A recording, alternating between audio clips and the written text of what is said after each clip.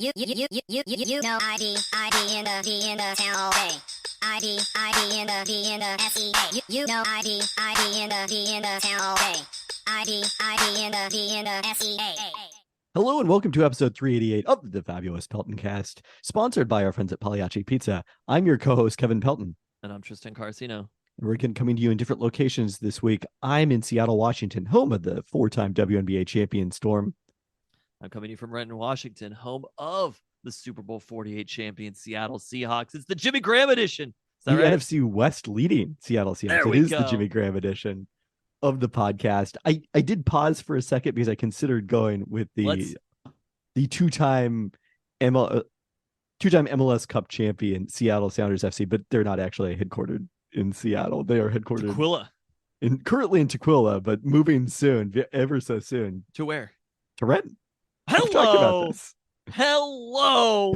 There we go. They're going across the 405 Tequila. to the Long Acres site.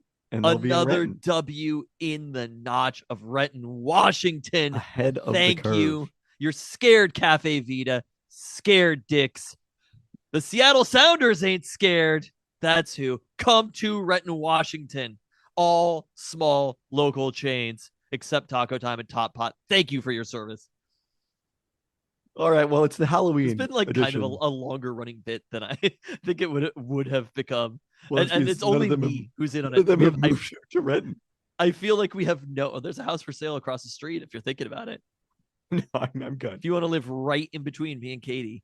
That house is available? No. If that house is available, I'd actually be forcing you to. It's like it doesn't back up to either of our backyards, but there apparently are no listeners in Renton, Washington, so nobody else has gotten not currently, because we have the Fairwood listeners, but they've all moved. They're no longer there are people who are from Renton, Washington, who've moved. Literally, we probably have more listeners somewhere in fucking like the Midwest, I feel like, than Renton. In Iowa. Yeah, there are more people in Iowa, in St. Louis, in Chicago, in every single city in the Midwest, in Omaha, right?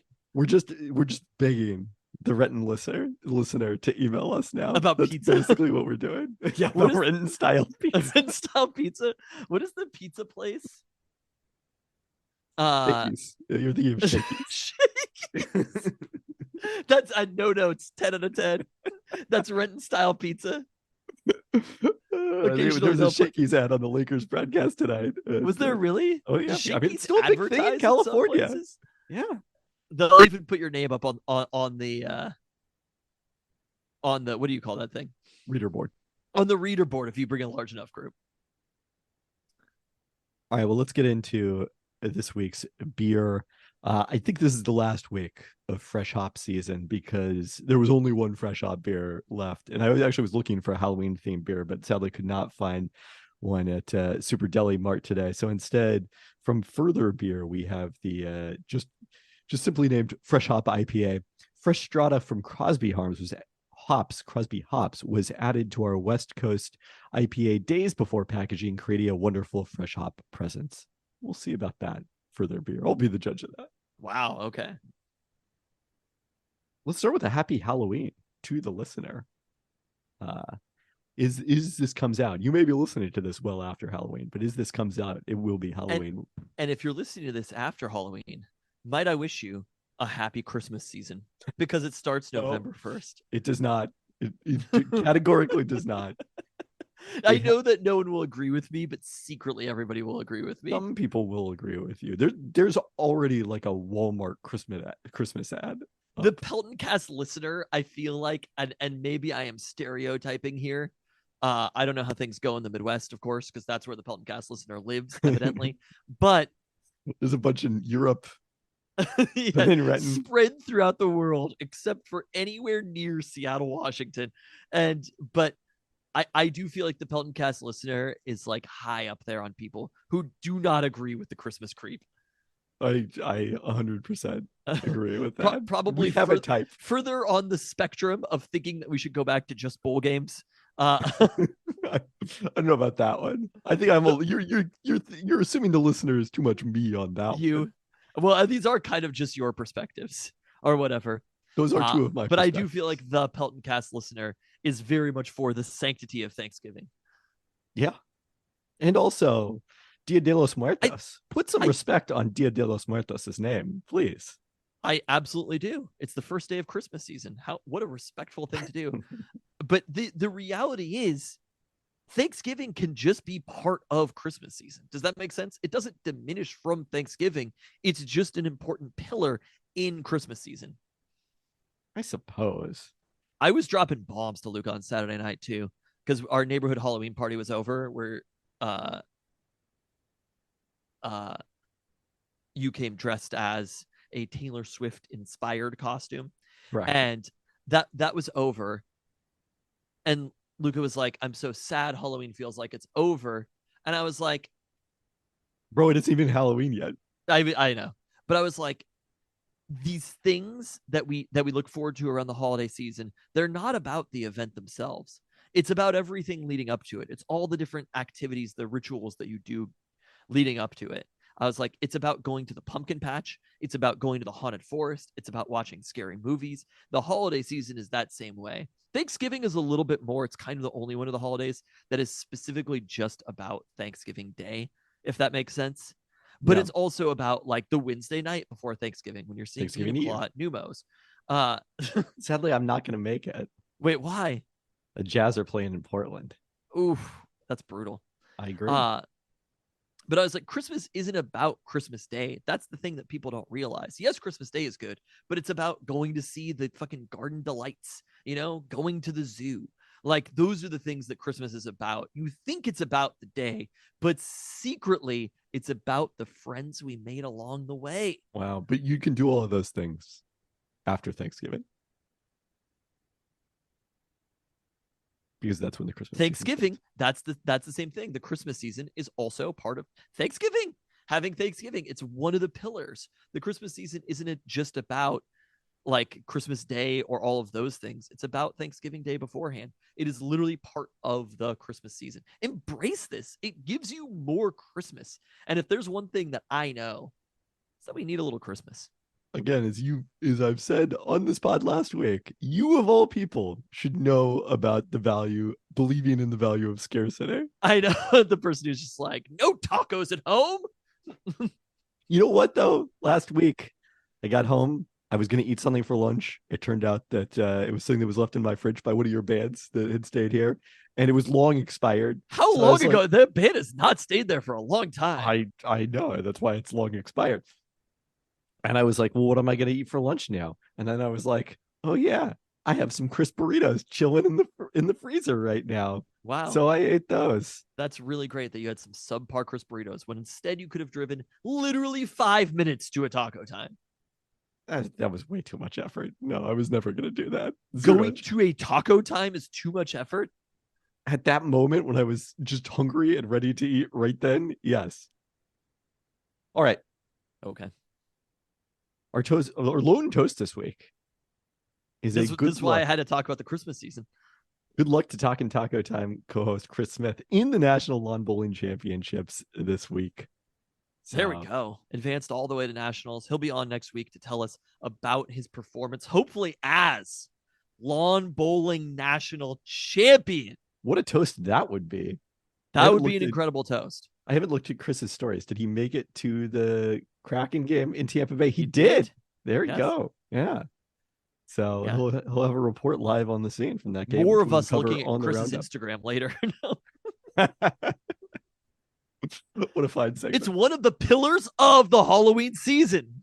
Actually, I said it's gonna be later. We have no Mariners content today. I have no food news on the roundup here.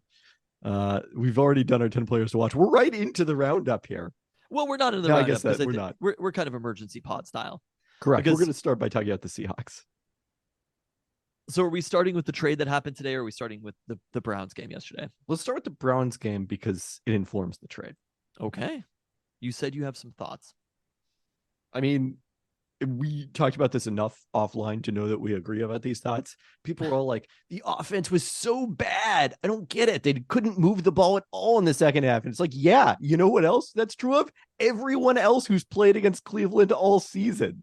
Like, there's not enough adjustment for the opponent. The defense came through with a number of crucial turnovers, but relative to the strengths of the Browns, and PJ Walker is quarterback and no Jerome Ford, very little Jerome Ford. He played a little bit. Kareem Hunt getting the preponderance of the carries. The Seahawks defense was not nearly as good yesterday as the Seahawks offense, and DVOA reflects it. The offense stayed 9th where it was. The defense stayed 15th, which is approximately where it was. The offense is still better than the defense.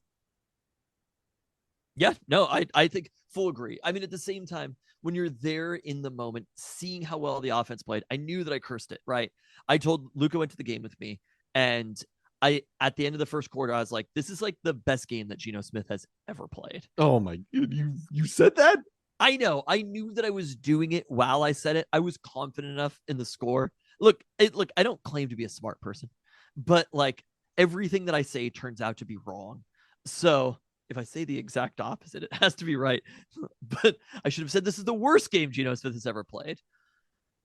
But I think that was the frustrating part, was how good the offense did in the first quarter and how much they were containing that Browns defense, Myles Garrett in particular, in the first quarter, that it was stark how different it was in the second and third quarters. But there's something that we all know from watching football, which is things eventually even out. Sometimes it doesn't necessarily happen in a quarter, but like when the Seahawks came out early, I was like, this game is going to teeter in two directions, which I guess is true of any situation. But you can kind of feel like that game could have gotten out of control and the Seahawks could have fully blown out the Browns. And there was a window for that to happen. And you expected that because the Browns were in a situation where they had to rely much more heavily on PJ Walker throwing the ball because of the fact that they were behind all game. And look, kudos to the Browns. I actually thought that I thought Kevin Stefanski, aside from some of, like, I think in a couple of different ways, Kevin Stefanski coached an excellent game. In a couple of ways, he coached an awful game. They punted a lot more than they should have punted. Yes. They played a way too conservative game when they should have been playing an underdog game, and they didn't. And they lost the game because of it. And really, those are the situations, like, teams from Seattle have benefited by other teams being too conservative playing against them. Like, you should see that you need to be aggressive when you're an underdog on the road. Somehow, right? Really, they've also benefited when teams have played aggressively against them. Maybe the Seahawks have just been lucky. The Oregon fourth down that they failed on, the fourth down that Arizona State attempted that turned into the Mishael Powell pick six. So weirdly, just whatever has happened on fourth down. I mean, the record is good for both teams combined, right? Like, both teams are 13-2. Is that right? Yeah. So, look, more things are going to have gone right than not. But I do think Kevin Stefanski offensively, like the offense that they had for that Seahawks defense, considering it was PJ Walker, I was like, he coached a pretty damn good game, all things considered. But the reality was they needed to be a little bit more aggressive in a few situations. I agree with you in general, though, that over time, averaging 6.6 yards per play to the Browns 5.1, right? Like, the Seahawks statistically probably should have beaten the Browns by more than they did. They probably shouldn't have needed the multiple turnover advantage to have won that game, which they did in the end. I can't exactly pinpoint what happened, why, but I do think there's a reality of the stats count for all four quarters at the end of the game. You can't look at it and be like, well, quarter one was good, but the rest was bad. And then that last drive was good. Yeah. It's a totality of a game, and that's how you judge a team. And in the totality of the game, the Seahawks won the game. Statistically, they look pretty good against the Browns offense. It was a pretty good performance. And that's it. We should just be happy about it. And I think that was the vibe coming out of it, was any win is a good win. And considering the opponent, the offense ultimately in the end played very well, because just as Geno Smith was awesome in the first quarter and it was not necessarily as good in the second and third quarters, it didn't make the performance in the first quarter worse. You just have to look at the performance in a complete package. I mean, the thing I thought during the first quarter when I was getting too far ahead of myself was like, this was exactly what the Seahawks envisioned with their passing game this season. I guess maybe not the Jake Bobo part of it necessarily, but like Tyler Lockett was getting open and making key third down catches. DK Metcalf caught the deep ball. Jackson Smith and Jigba is, making plays after the catches. Obviously, he most notably did in the touchdown drive at the end of the game. We didn't see a lot of tight ends in the first quarter, and somehow they were okay without that. And then that kind of seemed to loom large in the second and third quarter, that they couldn't get the tight ends involved almost at all until the very end of this game when Noah Fant had a pretty important catch. But just kind of the number of different dimensions they have, and the dimensions that go beyond just DK Metcalf and Tyler Lockett, like in that first quarter, in on the final drive, pretty exciting. Totally. No, I totally agree. They definitely were running the good offense early on. They kind of tried to continue doing it and just ended up like there was the third down completion to Lockett that they had the penalty on. Like, I do actually think you could pinpoint, you could probably do this for the Browns as well, but you could pinpoint like 3 plays and be like, if those 3 plays hadn't happened, the Seahawks probably win by 2 touchdowns. One thing about your statistical comparison, penalties were a factor in that because the Seahawks did have some untimely defensive penalties that kept and the that's Browns what I'm on the saying field. with those few plays that you could look at and be like the hands to the face. I will tell you that was a pretty questionable hands to the face. I think there was a pass interference also that was just, I didn't see anything on, but there was a Reek Woolen hands to the face on a 3rd and long, right, that gave the Browns a first down that they ended up scoring a touchdown on that series. The Seahawks also averaged 6.7 yards per carry in this game. Obviously, had the big carry from Ken Walker, the third. No other team had averaged more than 4.3 yards per carry against the Browns this season. And that kind of got just, again, wiped away in all of this. Or it was the pass interference on Reek Woolen on the 4th and 2. Right. And then also the hands to the face was on, or is that on Devin Witherspoon? I can't remember that off the top of my head. So, I mean, there were kind of a couple of plays. Geno had one ball that should have probably been a pick 6. So there's a little bit of luck there. But like you look at those, some of the long plays that the Browns had were like I think the inside screen to David Njoku, which was like, it's either going to go for a single yard or 40 yards. And they ended up not making the tackle, and it's a 40-yard play. So there were just kind of a few of these small moments that made the game a little bit closer than it should have been. A lot of screen passes and stuff that I actually feel like the Seahawks have done quite a good job with. And overall, when you look at it, like yards per play wise, they didn't play badly. I think it was maybe when you factor for PJ Walker, but he was still like at a 50% completion percentage or worse, right? Less than 50% completion percentage. It's not like anybody played a good game on the Browns. You know what I mean? Dorian Thompson-Robinson's one attempt was I didn't even positive. know that he had one. I just learned, yeah. Somehow I did not process that in real time. But then you look at like the run game thing. Obviously, this was bolstered by long runs, but you look at Ken Walker average 8 yards per carry, Charbonnet 10, and then the Browns players were all like close to 4 or whatever. They just kind of grinded it out a lot and then ended up punting too many times, which is ultimately what led to the Seahawks winning the game. But I do think that the Seahawks outplayed the Browns. It was a win. This was a game that also they didn't win last year. And I think that's what's huge about it is if they can beat the Browns aren't even a bad team. Like, I don't want to say a bad team because the Browns are a top where they at in DVOA this week.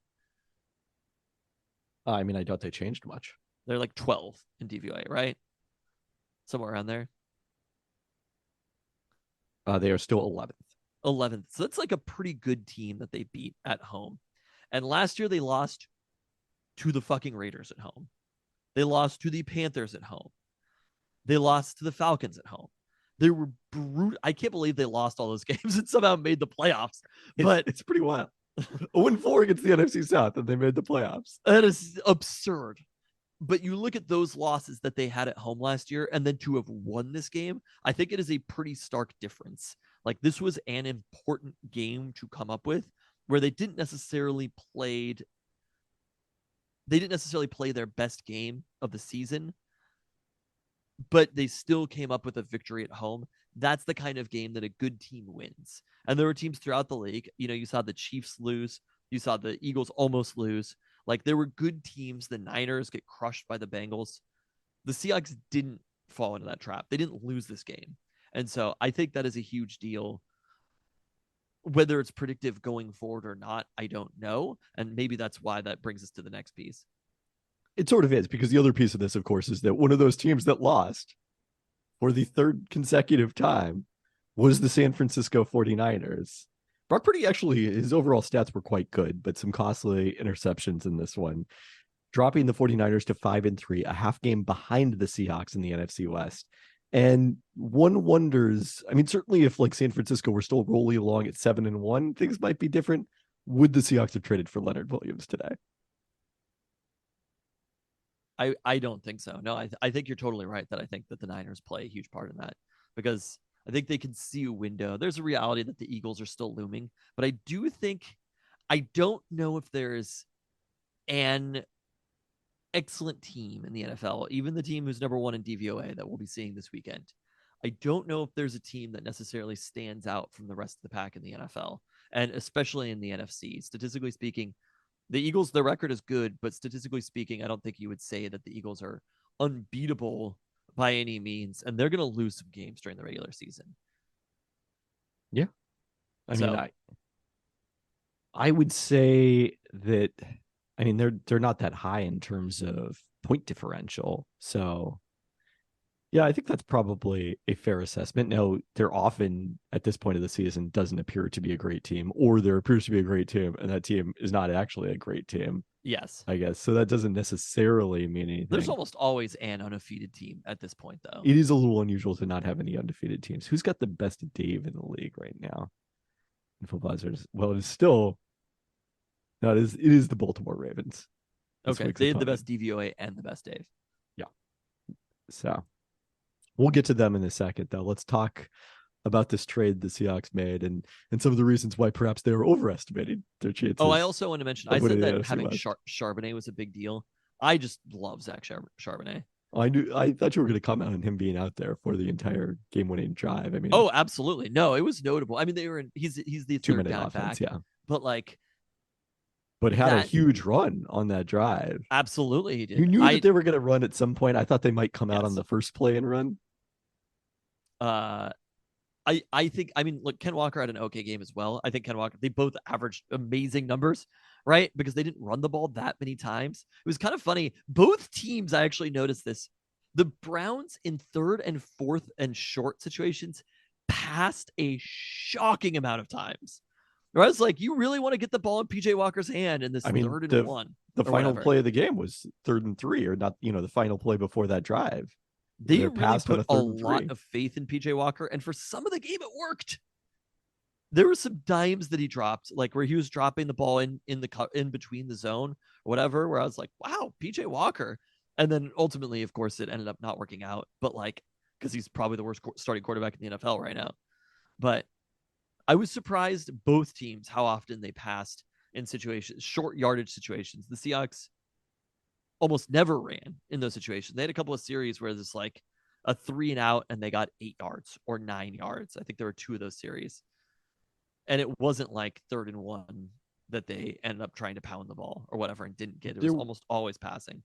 There was one play that they picked up on the ground on short yardage. Yes, Charbonnet picked it up, I believe.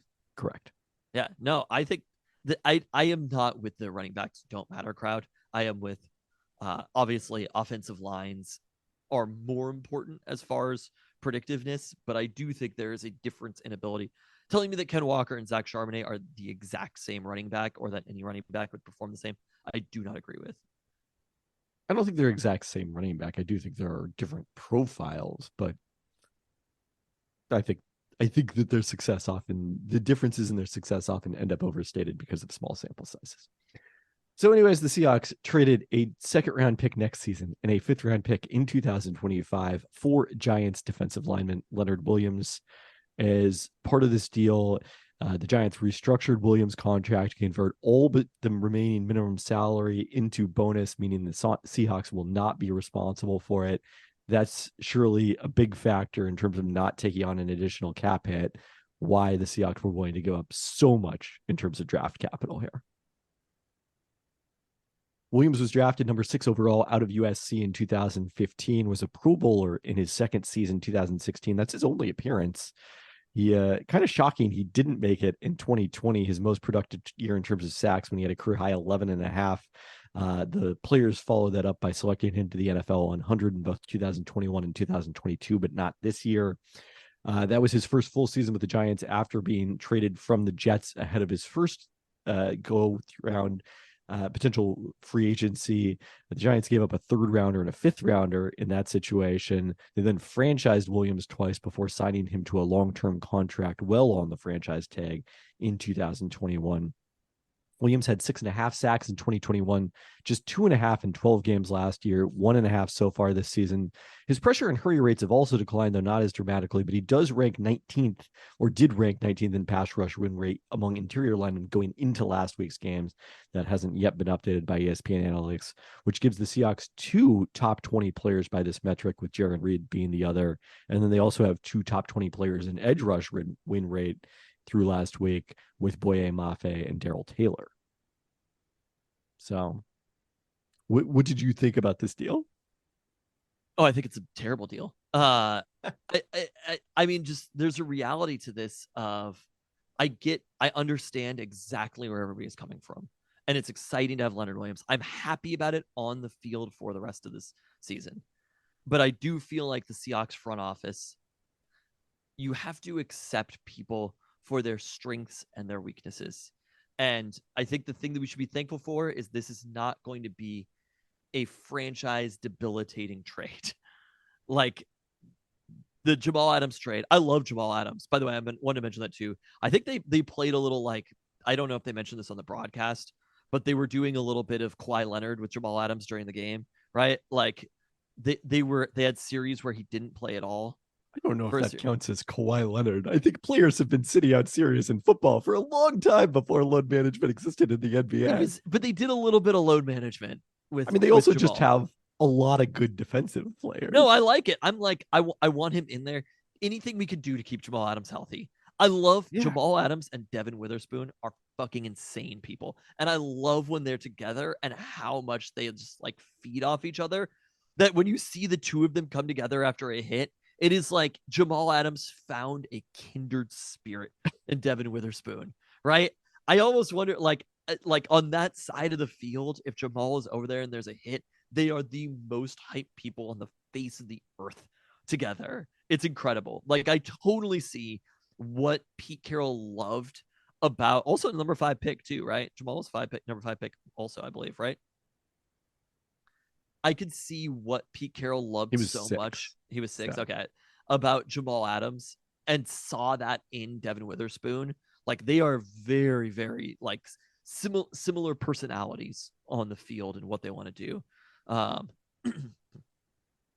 So if this doesn't work out, I don't think it'll be like a franchise debilitating trade or anything like that. It's not that huge of a deal. It's not multiple first round picks. We're not going to be lamenting the second round pick probably in years. But at the same time, this is half a season. And look, the Seahawks aren't having to pay him, but that's not really a huge deal at this point. Saving a little bit of money through. I mean, it's a huge deal. Otherwise, they would not have been able to make this trade. Cap-wise, it is to get him onto the roster. But as far as long-term for the Seahawks, it's not that huge of a help. Does that make sense? I mean, it's interesting because it continues this trend of there's these two contrasting trends. Number one, the Seahawks have like this terrific core of young talent from the Russell Wilson trade in all the extra picks they accumulated in that trade. And at the same time, they've also put like a huge amount into 2023 in terms of restructuring contracts and pushing money into future years and signing veterans with Bobby Wagner and now Williams is a part of that. So they're, and you could maybe even say Geno Smith, looking at the way that his contract is structured, they're simultaneously both like super in on 2023 and trying to like manage things long term. It'll be interesting to see. That's a positive that you're talking about, because I do feel like they will be able to be in on multiple seasons after this. They're not. I don't think they're going to be like in a Saints situation where no, absolutely not. But also because they have the young talent, it allows them to be able to do that because of the young talent and knowing that it's coming. But I think it's possible that this is the best roster the Seahawks have in this era, even with the development of their young talent. What era are we talking? What's the year? What year are we setting on the era? Because they've had some pretty damn good teams not that long ago. I mean, I'm looking forward. I'm saying between now and 2027. You literally could not predict that. Strike that from the record.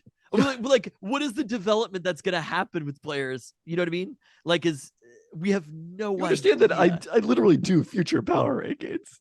But you have no idea. You cannot just predict saying- what's going to happen just with this saying- roster. It's possible because of what they've done that, if they're not able to re-sign Bobby Wagner next offseason, if Williams walks away in free agency, that this could be a better roster than they have in future years, even though Devin Witherspoon will continue to get better and Jackson Smith and Jigba and all these young players and Rick Woolen. We will give that a future we'll see.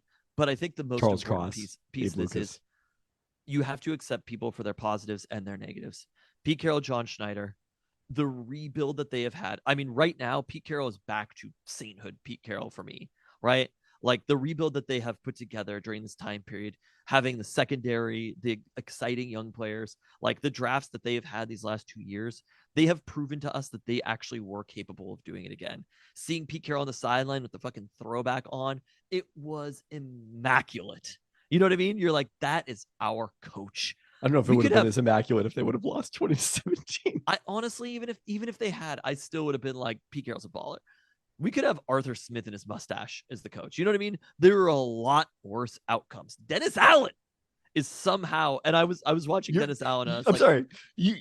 You are aware of what happened with the Raiders today, right? You're going to go with Dennis Allen over look, Josh there are McDaniels. so many bad coaches throughout the league. Josh McDaniels also is bad process wise. I can't even tell, but I was thinking about it and I was like, sometimes people who actually are maybe not that smart somehow can end up as coaches in the NFL. That's okay. Pete Carroll has become more modern with the way that he approaches football. The offense yesterday, it was a modern offense in a lot of ways. They ran the good offense for a lot of that game. It didn't always work. Could have used more play action, but they passed the ball a on ton. an end around to Jake Bobo. It was You know what I great. mean? Like Yeah. the movement that they had, the pre-snap motion that they had was unlike anything that we've seen. Like, this is a different level of Seahawks offense. This wasn't the Russell Wilson offense. So we have to be so appreciative of that. At the same time, John Schneider and Pete Carroll have told us that this is what they do. You know what I mean? They ain't going to stop doing it just because they ended up with a good roster from the Russell Wilson trade. Just because it worked to trade away a veteran doesn't mean they're going to stop trading for veterans. They have been doing this since the beginning of time when Pete Carroll was born. Like, that is what Pete Carroll and John Schneider do. Their actions have told us, in the same way that we know that the Mariners are not going to sign Shohei Ohtani because of their actions. They told us with their actions and their words. Pete Carroll and John Schneider have told us with their actions and their words that they are in on everybody. And by being in on everybody, it means that sometimes you trade a second-round pick for Leonard Williams for half of a season, and you have to accept both. If it leads to a Super Bowl, then that's amazing. If it leads to a division win, honestly, it's probably worth it. But even if it leads to a playoff win, maybe the thing is that you get with a second-round pick is the controlled asset for multiple years, and not only are you giving up. You're not getting that player for those seasons. You're not getting the value from that player for that time period, right? The excess value that a good second round pick. I mean, look at Boye Mafe, right? Boye Mafe, if he continues to progress the way that we think he's going to progress, honestly, even if he was a free agent this offseason, that is a massive contract coming. Yeah. And the Seahawks have him on a very team-friendly contract because he was a second for round 2 more pick. years. That is an extraordinarily valuable player to have on your roster. So as many shots as you have, there's an argument to be made that second round picks are more valuable than first round picks, right? Yeah. So to trade a second round pick for Leonard Williams for literally, I mean, what game are we at? They're 4-2 right now, 5-2. They have 10 games remaining. 10 games left in the regular season, plus a playoff game. You are giving up what could be up to 80 games of a player, something like that, of team control. It is a huge deal, but then also the flexibility piece in the draft. So taking away that second round pick, I know people have mentioned that they also have the third back from the Broncos, which gives them a little bit more flexibility. Having more of those is good. Right. It's that's what we saw the last 2 years. Like, hey, when you have 4 picks in the first 2 rounds, you can do some really fun things. Yes. It's the flexibility in the draft, but then also it's the rebuilding your roster year after year and having young talent come in. Because you do see these rosters that if you don't have picks, the St. Louis Rams, the LA Rams too, in fact, the they were taking it back to the old school. But for the Rams with their fuck them pick strategy, right? They weren't able to build up the next generation of their roster. It is empty behind what they have, right? They have got 1 star in Puka Nacua, nothing else.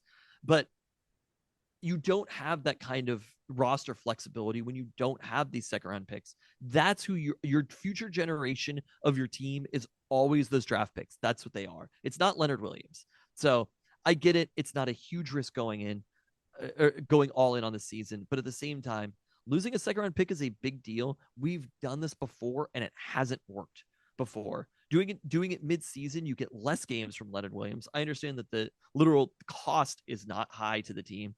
It's very low to the team. But the alternative cost of not having that second round pick is a huge deal. It is a massive deal. And it's probably underrated how big of a deal it is to have Leonard Williams. Because I look at it and I see Leonard Williams and I'm like, is he going to be playing in all these games? That's a risk that we're taking now. If he's gone, if he gets injured, if he misses any time, the value's gone. It's out the window, right? I think Leonard Williams is awesome. Having him is huge. You could say that about anyone. That's a ridiculous argument. You couldn't say that about anyone. Listen, because a second round pick, if he was a second round pick, you have him for the next year and the next year. And otherwise, you would just trade everyone on your roster for second round picks. So no, we're rejecting that argument. I just came up with the most genius idea, though. If you could make a team all out of second round picks, that would be a very good football team. Okay, so would you trade DK Metcalf for a second round pick? Would you trade Tyler Lockett for a second round pick? Would you try? I mean, not Jackson Smith and Jigba. How honest are we being right now about some of these players? Because there's a reality. There's a reality long term that Tyler Lockett. Part of the reason teams are willing to give up picks for players is because you get them at lower cost. That's why the second round pick is valuable. Now they've, as you've said, condensed 4 years of value into just 1 year of the Leonard Williams. That's what I'm saying. The other thing you're completely ignoring is the possibility that they get a compensatory pick if Williams does leave in free agency this year. Obviously, that requires a lot of optimism that the Seahawks are disciplined enough to not sign this year's Evan Brown to a contract that cancels out Williams in free agency. And I don't know what his market would be. It's probably more like a 4th round pick than it is a 3rd round pick. And it's a year down the road, but it's not that potential pick is not zero. The injury piece is so shocking to you, but that's what I'm saying is that when you have a player under but anyone could be injured. He's also, you could look at rates of injury for 22-year-olds versus 31-year-olds. I can guess which way it's going to go. But the other piece that annoys me is the glib people being like, at Peltoncast on Twitter tweeted this. The well, you can't blow a pick on a running back if you don't. First off, they are getting value from both of those running backs. They literally averaged 8+ yards per carry yesterday. Thank you. But also beyond that, and they protected the Seahawks from drafting one in the 1st round because that could have happened as well.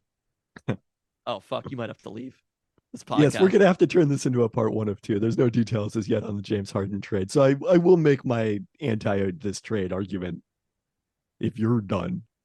But that was... Oh, I just don't agree with the glib. I just saw the James Harden news and I was totally lost train of thought. I saw it a few minutes ago. I let you just fuck it. He's rolling. But the reality is they could draft anybody with that pick just because they've drafted running backs for the last 2 years. They also drafted Boye Mafe. That is a monster 2nd round pick that they got. So just being like, I'm aware. Also, Boye Mafe was drafted higher than they expected their pick to be. That's the other part of this, is that they think it's not going to be a very high 2nd round pick. Still valuable. I don't know. I agree, it's still valuable, but that's part of their logic. And now here's the argument. So happy with this is not an anti-Leonard Williams perspective. This is a pro 2nd round pick perspective. And also, I think we all get that. Okay. The argument that I would make about this trade is, are they just overreacting to the fact that Trent Williams and Deebo Samuel have been injured and the 49ers are still clear, and the fact that they've had an extremely easy schedule so far, the 3rd easiest per DVOA, or the easiest per DVOA. Their remaining schedule is the 3rd hardest. Yeah, but whose is harder? Not the Niners. It's not, because I looked at that Niners schedule and they have some very tough games coming up. And But so there's a their reality. Dave is still dramatically better. So therefore, they win the division 71% of the time in the DVOA simulations. The Seahawks win it 27% of the time. Trent So Williams is yes, also there's a 35-year-old offensive lineman. Just being like, they should trade him for a second round pick, obviously. of course they should. An injured 35. No, they shouldn't, because maybe, I don't know, they could maybe win not. the Super Bowl this year.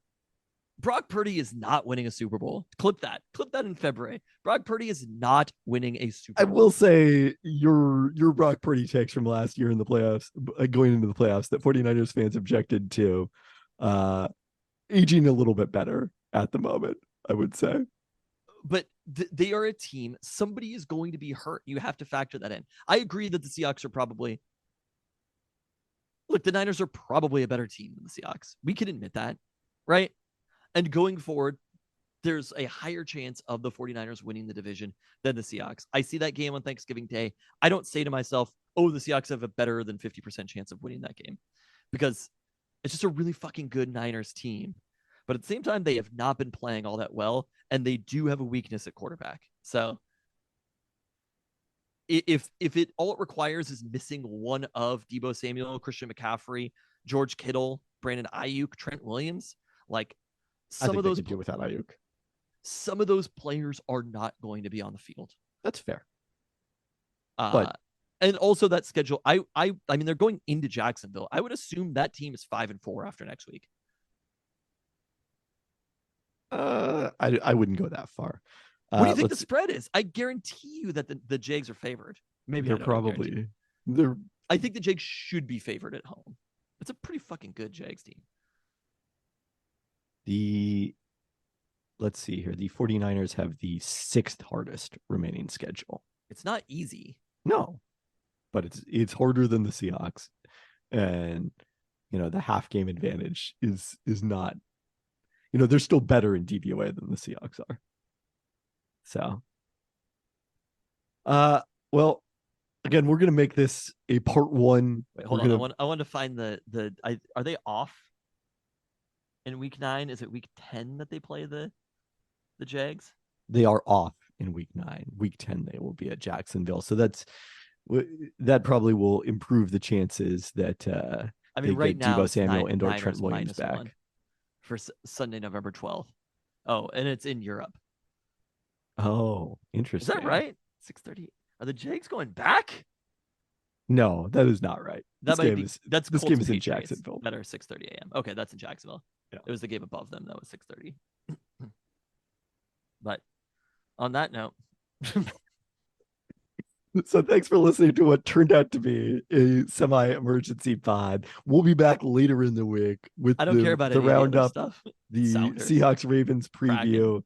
and we'll talk a lot extended about the UW USC game. Can you tell me? Can we get a preview of what you're going to grade this trade off the cuff? Well, I don't know what they traded, so no, I have no idea. There's only so much I can do right now in terms of writing. That's why I'm still talking to you. As a base trade for James Harden, what does that get? I mean, if it's the deal that was previously on the table, then it's probably in the B range for both teams. So, look, my grade will be up by the time I post this. I'm going to write the grade and then post this podcast in all likelihood. So, you'll know. Just freaking 11 o'clock Pacific time, huh? It was a choice. Woj bomb. Wow. Thanks for listening. Thanks.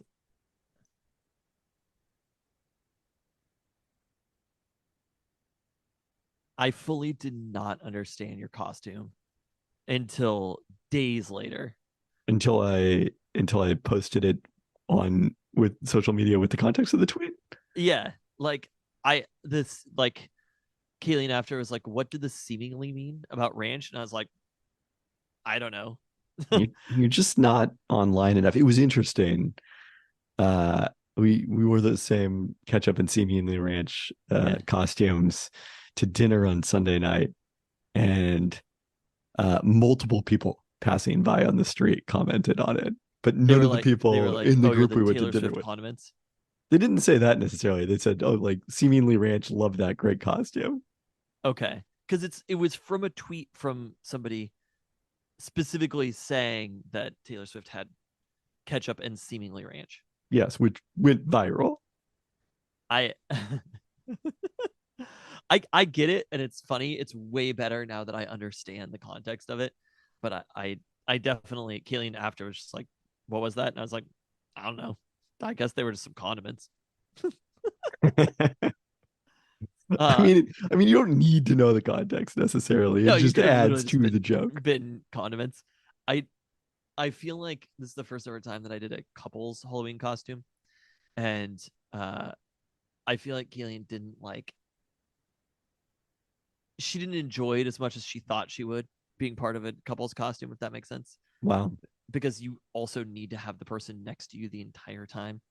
And you were mostly watching the The UW Husky game, Stanford yeah. game. But also like I don't. You're just not going to be standing next to the person the whole. Actually, I think you and were mostly right next to each other, so it worked. But like the zombie Pac-12 thing, which I thought was a good idea because I didn't want to wear the other costume around the whole time. But people were just like, "Oh, you're an Oregon State fan, huh?" And I was like, "Yeah, go Beavs," basically. You know what I mean? And I'm like, well, I think we have to remember Jonathan Smith's tenure in Seattle, the TJ Hushmanzada years. Like, let's remember all the good things that the Beavs have done for us. I don't know. Like, the The idea enemy of of my zombie Pac-12. enemy is my friend. It was a rough night for you and your lifelong Beavs My fandom. Beavs fandom. Keelan's zombie Wazoo definitely did not go well. People were just like, what? It was honestly, both of the Pac-2 were kind of cursed on Saturday. Washington State's been a little cursed for a while now. They might just be bad. Sometimes you're just bad. You're not cursed. The curse of being in Pullman. But yeah, no, I do feel like Halloween costumes, like they've gotten to be like a little bit too much of thinkers, where like social media has actually ruined Halloween costumes because you see it, and really Halloween costumes are just about posting the original picture and then yourself in the costume replicating the picture. It's kind of I don't know what you're talking about. It is so much actually like how social media has ruined all things. Everyone could tell immediately that I was the Pepe Sylvia episode Charlie last year. Yeah. But you know what I'm saying? Like you just like wear the costume and nobody has any idea, and then you post it with the photo on Instagram. You know, the thing about Halloween is the point is not necessarily for people to recognize what you are. I was at the trunk or treat. Did I tell you about this already? No. At the trunk or treat, and I was Jack Skellington, and I was having ennui, right? Which I'll tell you, the kids, they just do not pick up on ennui, and the joke. And then so I was just like kind of doing bits with them, and because the ennui thing did not work. So you were being Jack at the start of the movie. Yeah. Okay. Well, I mean, kind of the whole movie. I guess you're saying by the end he rediscovered the joy of Halloween. He's actualized. But it's so at some point I was like, just moved to being like, I would just guess. I was like, "What are you?" And then I would guess something totally wrong or whatever. And not a single child thought it was funny. Literally not one. Kids are too literal with that sort of thing. There was a kid who came up in a Thor costume, and I was like, "The Hulk?" And he was like, "No, I'm a Marvel superhero." And I was like, "Spider-Man?" And he there was no God. I mean, I think part of it is that kids are just like around people who don't get stuff all the time. So they never like they don't think it's funny to they don't think it's funny to like intentionally not get something. You know what I'm saying? There's like a reasonable chance for children to think that an adult would not know who Thor was. Exactly. Yeah. Okay, that's actually pretty fair. Ask maybe his fantasy genius about that sometime. Oh my God. So some kid came up wearing Ghostface from Scream, the mask. And I was like, "What are you?" And he was like, "I'm like from the best horror movie." And I was like, "Michael Myers?" And he was like, no. Thing. He was like Ghostface, and I was like, Ghostface Killer from the Wu-Tang Clan? Didn't get it at all. My favorite though, oh my god, some kid came up wearing just an Italia shirt, literally not even a costume, and I was like, this kid has my best costume of the entire Oh, night. there it is. He There also it literally no idea who the fuck I am or anything, or why I'm so happy about him wearing just is. Of course. his Italian shirt. I gave him all sorts of stuff. It was anyway, none of it hit. None of the jokes hit. Nothing. You I was really like gotta over tailor- 100. You I gotta think there was tailor like it more to your demographic. one adult who thought it was funny. I think there was also a kid who came dressed like Leo Messi, and I was like, I look just like him, and he was like, "What?" For some reason, that's faded. I don't know. People The don't Leo think you look Messi like thing? Messi anymore. Literally on Saturday, one of the kids Oh. who was there, yeah, we were kicking the soccer ball around, and he was like, "Did you know you look just like?" Or no, he didn't say, "Did you know?" He said, "You look just like Leo Messi," and I said, "I know." Well, therefore, it was a successful Halloween. Yeah. I mean, honest, that's who I should have gone as. Wait, what am I doing? Next year. How did I And- not think of this as a Halloween costume until this very moment? It's kind of ridiculous that you have not thought about this as a Wait, this costume. is kind of bonkers. Well, there's still time as we record this. But I would save that for 2024. I guess Argentina would be the way to go. I was going to say he's permanently on Barcelona to me. And of course, when I did it, I would pronounce it Barcelona. But they don't in Catalan, do they? I thought Yeah. they do in Catalan. No, I think they do in Castilian. Oh. So you're saying it is pronounced Barcelona? I think so. Because Ugh. that's why the name of the club, the short name of the club is Barca. Bartha. Okay. Okay, Justin Bartha. Wow. Next year I have to go as Messi. And we have 3 children too. They could just be Messi's children.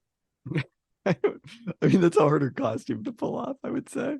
Mateo losing his shit at the trunk or treat too, while dressed as DK Metcalf, was like so spot on.